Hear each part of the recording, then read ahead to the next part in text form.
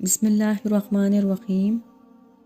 حضرت عیسیٰ علیہ السلام نے بنی اسرائیل کے سامنے اپنی نبوت اور معجزات کا اعلان کرتے ہوئے تقریر فرمائی، جو قرآن مجید کی سورۃ آل عمران میں ہے۔ ترجمہ: اور اللہ اس سے کتاب اور حکمت اور توریت اور انجیل سکھائے گا، اور وہ عیسیٰ علیہ السلام بنی اسرائیل کی طرف رسول ہوگا کہ میں تمہارے رب کی طرف سے تمہارے پاس ایک نشانی لایا ہوں، وہ یہ کہ میں تمہارے لیے مٹی سے پرندے جیسی ایک شکل بناتا ہوں، پھر اس میں پھونک ماروں گا تو وہ اللہ کے حکم سے پرندہ بن جائے گا، اور میں پیدائشی اندھوں کو اور کوڑ کے مریضوں کو شفا دیتا ہوں، اور میں اللہ کے حکم سے مردوں کو زندہ کرتا ہوں، اور تمہیں حیب کی خبر دیتا ہوں۔ جو تم کھاتے اور جو اپنے گھر میں جمع کرتے ہو، بے شک ان باتوں میں تمہارے لیے بڑی نشانی ہے، اگر تم ایمان رکھتے ہو۔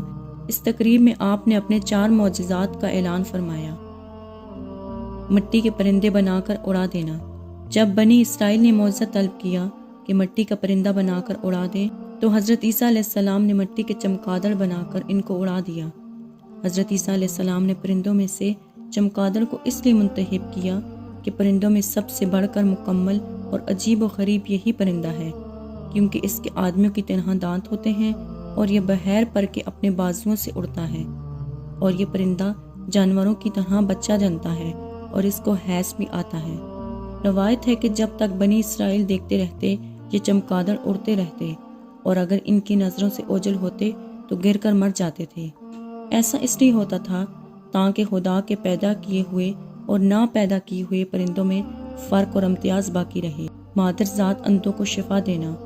روایت میں ہے کہ ایک دن میں 50 اندھوں اور کوڑیوں کو آپ کی دعا سے اس شرط پر شفا حاصل ہوئی کہ وہ ایمان لائیں۔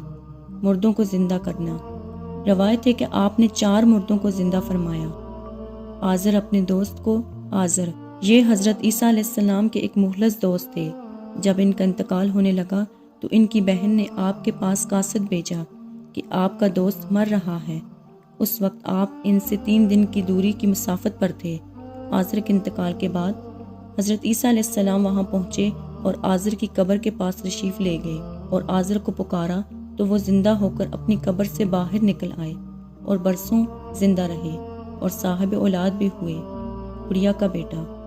یہ مر گیا تھا اور لوگ اس کا جنازہ اٹھا کر اس کو دفن کرنے کے لیے جا رہے تھے۔ ناگہاں حضرت عیسیٰ علیہ السلام کا ادھر سے گزر ہوا تو وہ آپ کی دعا سے زندہ ہو کر جنازے سے اٹھ بیٹھا، اور کپڑے پہن کر اپنے جنازے کی چرپائی اٹھائے ہوئے اپنے گھر آیا، اور مدتوں تک زندہ رہا، اور اس کی اولاد بھی ہوئی۔ عاشر کی بیٹی۔ ایک جنگی وصول کرنے والے کی لڑکی مر گئی تھی۔ اس کی موت کے ایک دن بعد حضرت عیسیٰ علیہ السلام کی دعا سے زندہ ہو گئی، اور بہت دن تک زندہ رہی، اور اس کی اولاد بھی ہوئی۔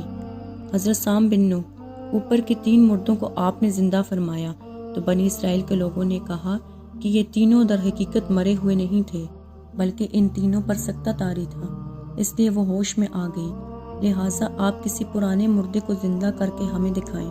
تو آپ نے فرمایا کہ حضرت سام بن نوح کو وفات پائے ہوئے 4000 برس کا زمانہ گزر گیا، تم لوگ مجھے ان کی قبر پر لے چلو، میں ان کو خدا کے حکم سے زندہ کر دیتا ہوں۔ تو آپ ان کی قبر کے پاس جا کر اس میں عظیم پڑھا، تو فوراً ہی حضرت سام بن نوح قبر سے زندہ ہو کر نکل آئے، اور گھبرائے ہوئے پوچھا کہ قیامت قائم ہو گئی؟ پھر وہ حضرت عیسیٰ علیہ السلام پر ایمان لائے۔ پھر تھوڑی دیر بعد انتقال ہو گیا۔ جو کھایا اور چھپایا اس کو بتا دینا۔